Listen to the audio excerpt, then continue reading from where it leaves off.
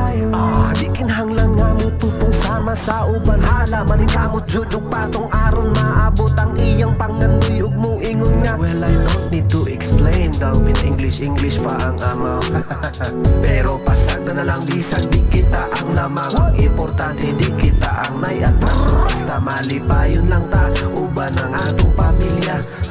Okay ra ka? Fights ta. Dili man kailangan nga naduga. Problema ko pero pwede swerte. Hanggang di na mo idurog pari ka mo. Basta ang alamang pari mo. Tinog lang ihapon isang sakit na kaay. Dili man kailangan nga naduga. Problema ko pero pwede swerte. Hanggang di na mo idurog pari ka mo. Basta ang alamang pari mo. Tinog lang ihapon isang sakit na kaayo.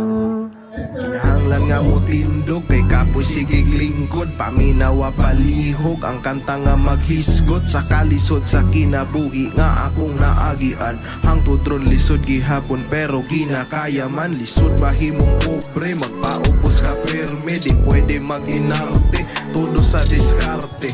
Dili magpagansi bisan pag nalinawog. Mauning kinabuhi bay paningkamot lang.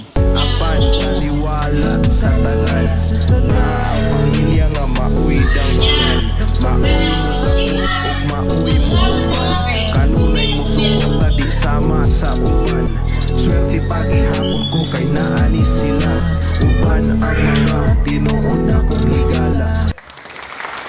Guys, laag ng simbahan rin sa Tagum guys. Dako kayo lang simbahan guys oh.